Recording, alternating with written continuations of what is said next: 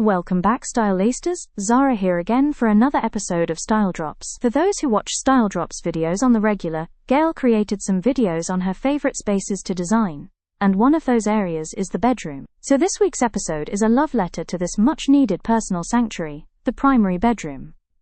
Yes, of course the main living areas are the center hub for many to hang out in. And of course these spaces are designed by you, and for you, but really, its main function is to welcome and entertain others. Another area that many like to spend time in is the home office or media room.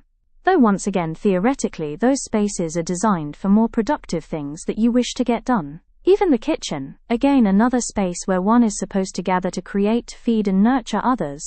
But to Gail there is only one sacred space.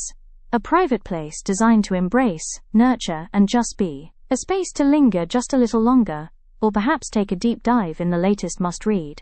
Not to mention the peace and comfort that this space brings. So much so that naps become a mandatory option, and just so happens to be one of the most underrated luxuries of life. This love letter to her most sacred sanctuary never needs to be explained or justified to anyone. Most create the primary and secondary bedrooms as spaces that don't matter, because you're just sleeping there. As if 8 hours of unconsciousness is somehow less important than the 3 hours you spend pretending to enjoy cooking in your magazine-worthy kitchen. The bedroom is where you start and end every single day. It's the first thing you see when you wake up and the last thing you see before sleep. It's where you're most vulnerable, most yourself, and most likely to be wearing something with questionable elastic integrity. If anything deserves your design attention and budget, it's this room. But we've been conditioned to treat it like the least important space in the house because guests don't really hang out in this space. As if designing for guests instead of yourself hasn't been the core problem all along. The bedroom is all about that feeling of having your own private world that no one could intrude on without permission. Let's not forget the most important aspect of a well-designed bed is like the proverbial fort for adults who never forgot about those areas they created as a child. With a drape of a sheet over the dining chairs, your bed should be a refuge from a world that constantly demands things from us. Needing performance, productivity, pleasant conversation and the most difficult aspects, when you're going through a major plot twist in life. All of it stops at the bedroom door, and specifically right up to the edge of the mattress. Because the bed represents that you're now in off-duty mode. The world can wait. Emails can pile up. Social obligations can reschedule themselves. This isn't lazy. This is self-preservation mode with a good thread count, and pillows with fabulous textured fabrics. Let's be honest about the other rooms in your house and what they actually demand from you. The kitchen wants you to cook, clean, meal plan, and maintain the fiction that you're the kind of person who makes breakfast from scratch instead of eating cereal over the sink. The living room is expected to have furniture, art, accessories that live up to other people's expectations. The dining room table sits there cold and judging you for eating your dinner on the couch like a normal person. The home office is just your job pretending to be a room. It doesn't really embrace warmth and coziness, because it's about production. But the bedroom asks nothing of you, except that you exist. You can be productive or useless, social or antisocial, wearing your favorite pajamas or baggy oversized sweats. The bedroom doesn't care. It's Switzerland, permanently neutral about your life choices. That is why it's the best room.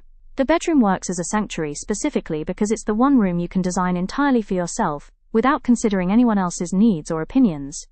Even if your partner shares it. It's the only room in your house where you can be completely honest about who you are. Nobody's judging you here, and if they do, their opinions really don't count.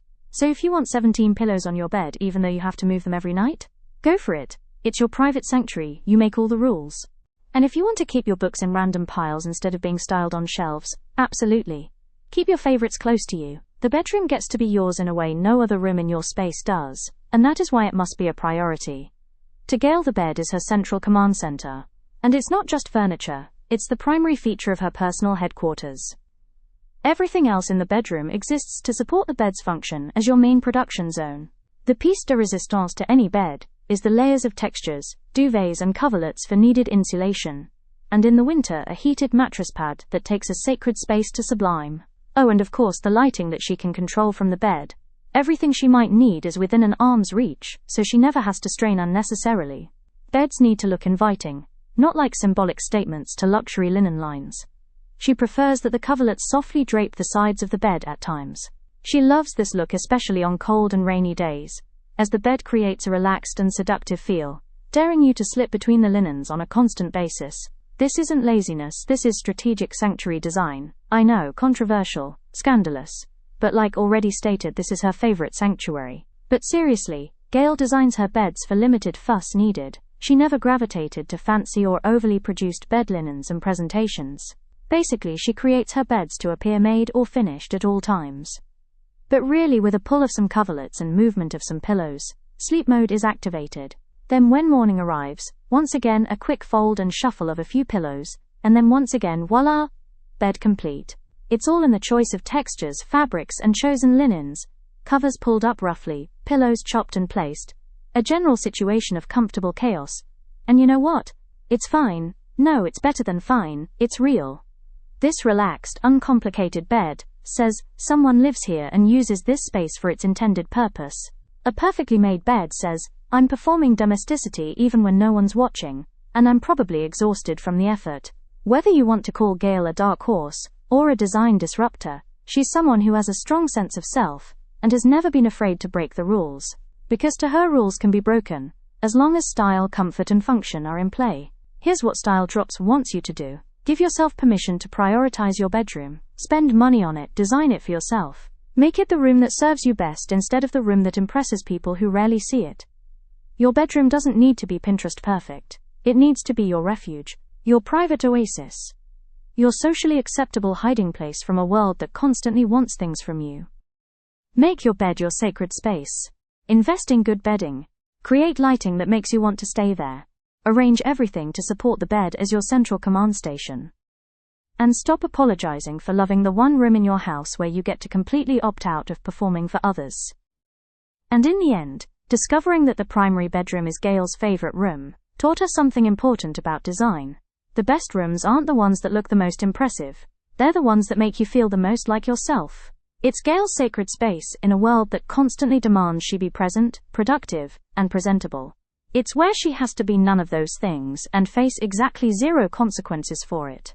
Every house needs rooms that function for daily life. Kitchens for cooking, bathrooms for hygiene, living rooms for pretending you don't spend most evenings doom scrolling on your phone. But every house also needs one room that exists purely as a sanctuary.